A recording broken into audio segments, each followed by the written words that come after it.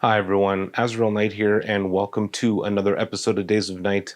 Today is a special double episode as I am giving you my first impressions on the Fujica GW690 medium format rangefinder, as well as Lomography's Lomochrome Metropolis.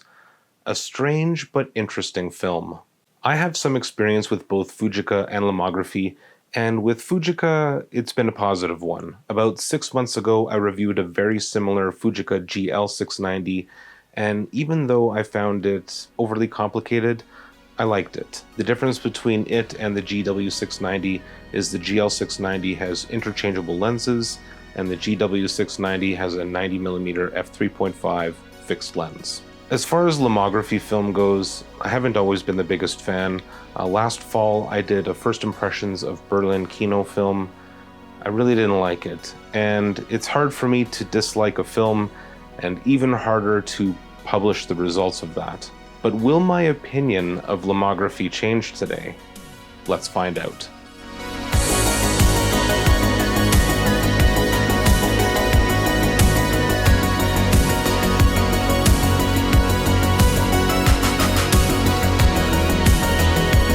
If you weren't aware, my main medium format camera is a Pentax 6.7, but my favorite medium format ratio is 6:9, so I was really looking forward to shooting this camera. The GW690 loads fairly easily, as shown here, and it will not normally fire without film in it. If you've just acquired one and want to see if the shutter works before wasting a roll, you can trip it without film by opening the back and winding the advance lever. At some point in the last year or two, I shot a roll of Tiger CN 110, and I'm pretty sure it was expired. Even with those limitations, I was still impressed by it. So far, I am one for one. One Lomography film I liked, and one I didn't. And the one that I liked was color. So I googled Metropolis photos, and I liked what I saw. A sort of strange, subdued off-color that gave an interesting depth to the photos. To test the camera and film, I went to downtown Calgary. Naturally, I wanted to shoot a Metropolis on Metropolis. Let's take a look.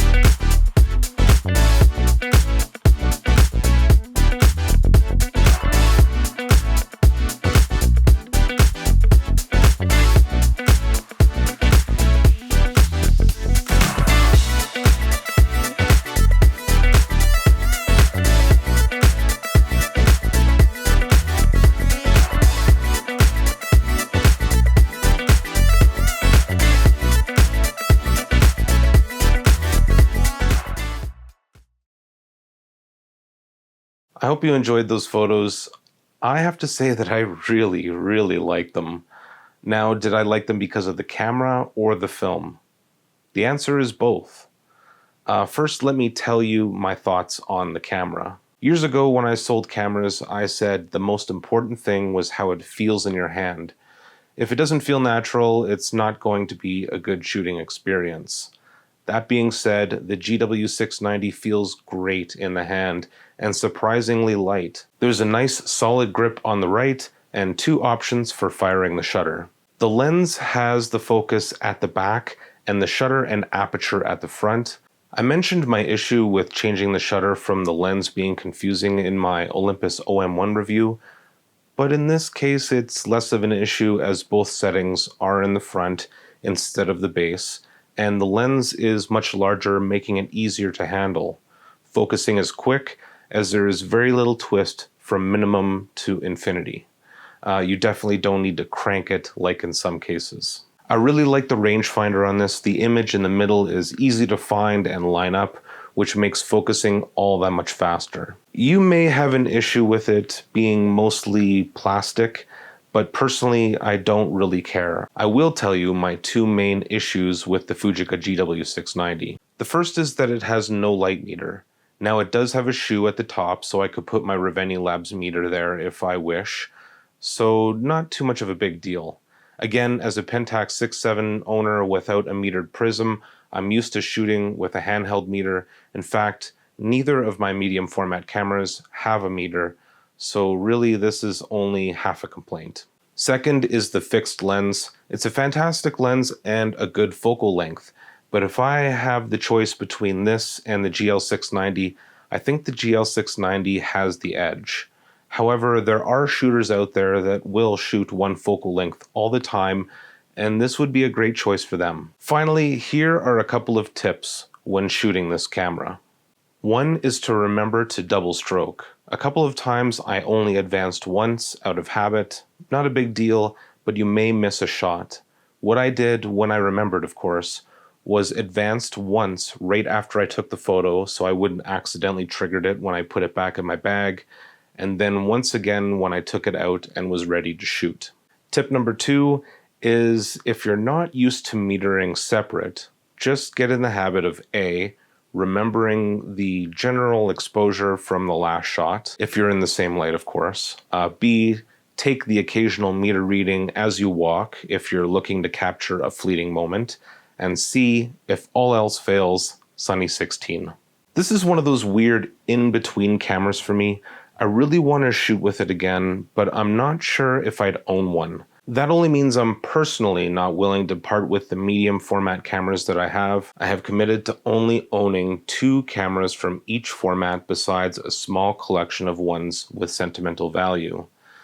The line of what I own and what I don't own is really blurry already, as I have dozens of cameras that are in line to be tested or sold. So between shooting with new cameras every week and still making time for my permanent collection, I definitely can't add another to the mix. But I will say that Fujica and the GL690 make a strong case for me if I were thinking of replacing my medium format Graflex. I also think an SLR or a rangefinder user will find this camera very natural to hold and use. Now let's discuss the film. First thing that is going to attract you to this film is, oddly enough, the packaging. The box it comes in is very enticing, and I know, what a strange thing to compliment, but hey, if we shoot film because of the tactile experience, then the package is part of that process. More importantly, though, is this film nice to look at? Yeah, I should preface this by saying that normally I want my colors to look natural, but I think that's about to change because this film, though subdued in saturation and lacking in certain parts of the spectrum, is a gorgeous film. Metropolis is very green. Green seems to be the color that is the most prominent. Reds are there but subdued, and from what I have seen, blue is the least present. One odd thing is that Metropolis is a film without a fixed ISO. The box reads 100 to 400, and I chose to shoot at 200, right in the middle. If I shot with this film in a future episode, I'd like to do a color chart test at different speeds, so be sure and let me know if that's something that you want to see. One thing that's confused me though, why is it called Lomochrome?